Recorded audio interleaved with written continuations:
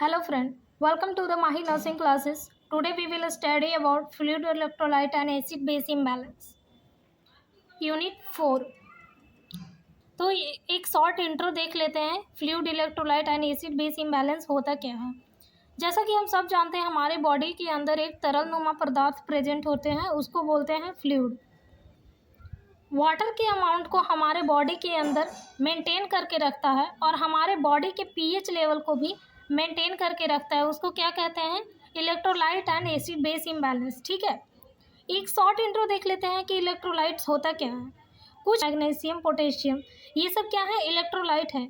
और ये हमें बॉडी को कहाँ से मिलती है, जब भी हम कुछ खाना खाते हैं या पानी पीते हैं या जूस के रूप में कुछ लेते हैं, उससे हमें इलेक्ट्रोलाइट प्राप्त होती है। ठीक है, ये जो इलेक्ट्रोलाइट है ना, जैसे सोडियम, कैल्शियम, पोटेशियम, मैग्नीशियम, ये हमारे बॉडी को जब भी कोई चेंजेस आती हैं हमारी बॉडी के अंदर, जैसे कि जब कभी हम बीमार पड़ जाते हैं या फिर कोई डिजीज़ कंडीशन आ जाती है जिसकी वजह से इलेक्ट्रोलाइट में इम्बैलेंस देखने को मिलता है। कभी इलेक्ट्रोलाइट हाई हो जाता है, कभी लो हो जाता है। और इधर कुछ टॉपिक है जिसको हम पढ़ेंगे, जैसे fluid balance, dehydration, electrolyte balance, hyponatremia, hypernatremia. Hypo का मतलब होता है कम, नेट्रियम का मतलब होता है सोडियम। में सोडियम का लेवल अब अगर हमारे बॉडी के अंदर कम हो जाता है तो हम बोलेंगे हाइपोनेट्रियम। अगर सोडियम का लेवल हमारे बॉडी के अंदर ज़्यादा हो जाता है तो बोलेंगे हाइपोनेट्रियम। उसी प्रकार है हाइपोकैलमिया, हाइपोकैलमिया, हाइपोकैल्सीमिया एंड हाइपरकैल्सीमिया। तो फर्स्ट टॉपिक है हमारा फ्लूइड बैलेंस। फ्लूइड बैलेंस किस प्रकार होता है हमारे बॉडी के अंदर वो देखते हैं। ठीक है, फ्लूइड बैलेंस, वाटर का prices 60% of body weight of an average adult. Total body water is divided functionally into the extra cellular fluid and intracellular fluid separated by the cell. Average adult के body weight का 60% water present होता है body में। Total body water is divided functionally into the extra cellular and intracellular. हमारे body के अंदर जितने भी फ्लूइड हैं उनको दो भाग में डिवाइड किया गया है, एक ईसीएफ और एक आईसीएफ। ईसीएफ जो होता है बॉडी वेट का 20% फ्लूइड प्रेजेंट होता है और आईसीएफ जो होता है बॉडी वेट का 40% वाटर प्रेजेंट होता है। ईसीएफ होता क्या है, एक्स्ट्रा सेलुलर फ्लूइड। क्या एक्स्ट्रा सेलुलर फ्लूइड, सेल के बाहर जितने भी प्रकार के लिक्विड या फ्लूइड पाए जाते हैं उसे एक्स्ट्रा सेलुलर फ्लूइड कहते हैं। इंट्रासेलुलर फ्लूइड क्या होता है, जैसे कि नाम से ही पता चल रहा है, इन शरीर के अंदर मीन्स सेल के अंदर पाए जाने वाले सभी प्रकार के फ्लूइड को इंट्रासेलुलर फ्लूइड कहेंगे। ठीक है, नेक्स्ट आ जाता है डेली नॉर्मल वाटर बैलेंस। हमारे बॉडी में वाटर का सोर्स, वाटर कैसे आता है और वाटर कैसे लॉस होता है, ये दोनों का बैलेंस कैसे होता है ये देख लेते हैं।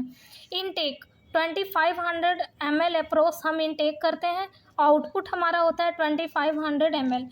वाटर फ्रॉम बीवरेज, हम जूस लेते हैं, टी लेते हैं, कोल्ड ड्रिंक लेते हैं, उससे हमें 1200 ml वाटर इनटेक करते हैं। वाटर फ्रॉम सॉलिड फूड कहने का मतलब है सॉलिड फूड जो हम खाते हैं उससे 1000 ml इनटेक करते हैं। And metabolic water from oxidation, जैसे कार्बोहाइड्रेट हो गया, फैट हो गया, प्रोटीन हो गया, उससे हम 300 ml इनटेक करते हैं। हमारा आउटपुट क्या रहता है, स्किन के रूप में हम एक्सट्रेट करते हैं 1500 ml। Loss from skin and lung, जब हम सांस लेते हैं या छोड़ते हैं ये पसीना के रूप में 900 ml एक्सट्रेट आउट करते हैं। फीसेस स्टूल के रूप में हम 2500 ml। वाटर इम्बैलेंस होने की वजह से हमारे बॉडी में चेंजेस देखने को मिलता है। अगर वाटर का अमाउंट हमारे बॉडी के अंदर कम हो जाता है तो डिहाइड्रेशन देखने को मिलता है। Dehydration, loss of water and lack of water within cell and tissue. अगर बॉडी के सेल और टिश्यू से वाटर का कमी या लॉस हो जाना ही क्या कहलाता है, डिहाइड्रेशन कहलाता है। डिहाइड्रेशन अगर किसी भी पर्सन को होता है तो उसमें हेडेक या डिजीनेस या ड्राई माउथ देखने को मिलता है। ओवर हाइड्रेशन मीन्स वाटर का अमाउंट अगर बॉडी के अंदर बढ़ जाता है उसकी वजह से भी लेग और फुट में स्वेलिंग देखने को मिलता है। देन हमारा नेक्स्ट टॉपिक है dehydration. What is dehydration? Definition of dehydration, loss of water in cell and tissue of body is called dehydration. A human male body contains 60% water and 50% in the case of female. Normally, dehydration is prevented by sensation of thirst. This mechanism may fail when sufficient water is not available and there is a high loss of fluid from body due to vomiting and diarrhea.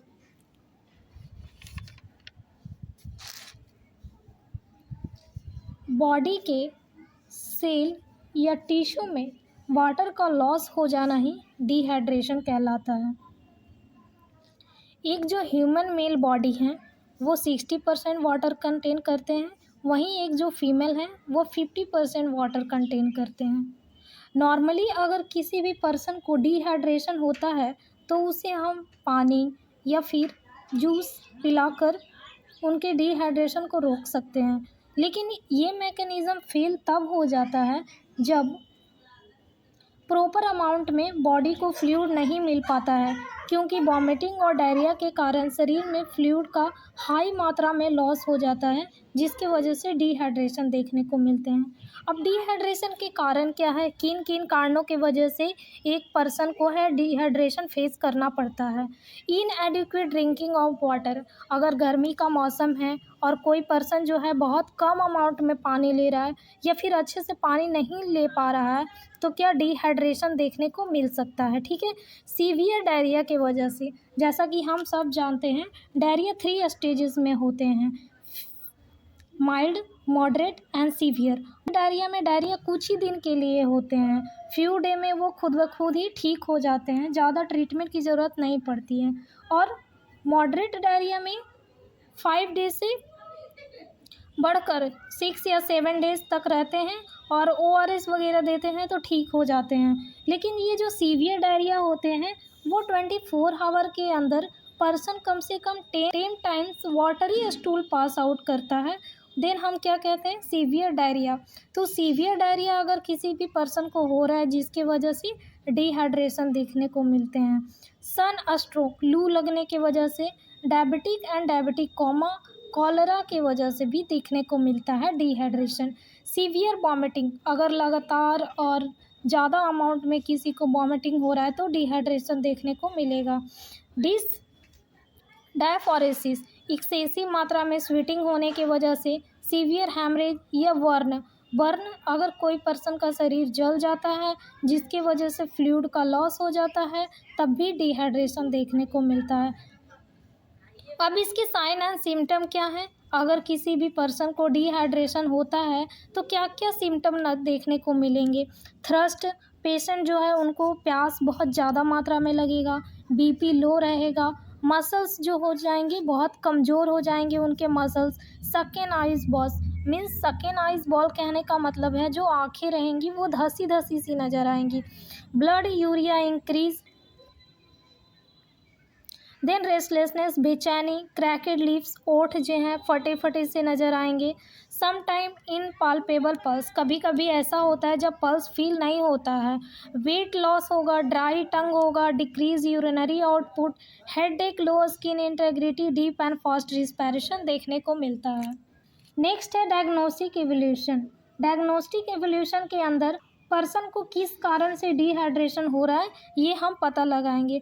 Presence of clinical manifestation, जो person ने बताया, जो एक physician ने observe किया, उसके base पे देखेंगे कि डिहाइड्रेशन का कारण क्या है।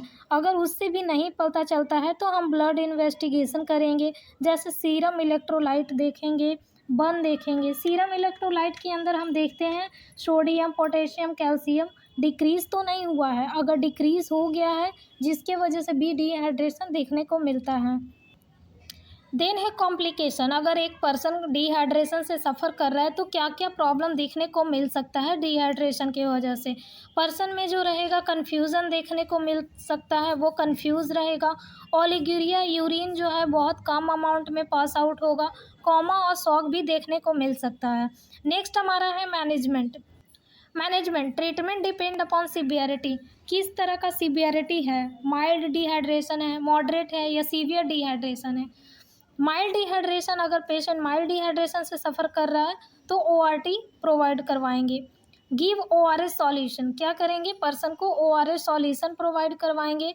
एक जो ORS का पैकेट होता है उसमें सोडियम क्लोराइड 3.5 ग्राम प्रेजेंट होते हैं, sodium bicarbonate 2.5 gram, and potassium chloride 1.5 gram, glucose का लेवल 20 ग्राम प्रेजेंट होते हैं। ये सारे कंटेन को हम क्या करेंगे, 1000 ml ऑफ वाटर के अंदर एक घोल बनाएंगे और 24 आवर के अंदर ही पर्सन को प्रोवाइड करवाएंगे, ठीक है। देन सीवियर डिहाइड्रेशन के अंदर हम क्या करेंगे, IV therapy for severe dehydration. अगर कोई भी पर्सन सीवियर डिहाइड्रेशन से सफ़र कर रहा है तो IV थेरेपी प्रोवाइड करवाएंगे। Then blood transfusion if haemorrhage is there, अगर किसी भी प्रकार का हेमरेज है, ब्लीडिंग हो रहा है तो ब्लड ट्रांसफ्यूज़न करवाएंगे। Anti diarrhoeal treatment if diarrhoea, अगर डायरिया प्रेजेंट है तो एंटी डायरियल ट्रीटमेंट देंगे। नेक्स्ट हमारा आ जाता है एक नर्सिंग मैनेजमेंट के अंदर, अगर कोई भी पर्सन डिहाइड्रेशन से सफ़र कर रहा है तो एक नर्स का क्या क्या रोल हो सकता है। नर्स जो है उनका vital sign time to time maintain करेंगी। अगर पर्सन वीक फील कर रहा है तो उसको अकेले नहीं छोड़ना है, उसका ऑब्जर्वेशन करेंगी, ठीक है। मेंटेन ए पर्सनल हाइजीन, यहाँ साफ़ सफाई का भी अच्छी तरह से ध्यान देना है। Maintain A fluid and electrolyte, person dehydration से सफ़र कर रहा है, उसके बॉडी में फ्लूइड का कमी हो गया है तो वो बैलेंस करवा के रखना है, ठीक है। प्रोवाइड रेस्ट एंड कंफर्ट, जहाँ तक हो सके रेस्ट और कंफर्ट भी प्रोवाइड करवाना है।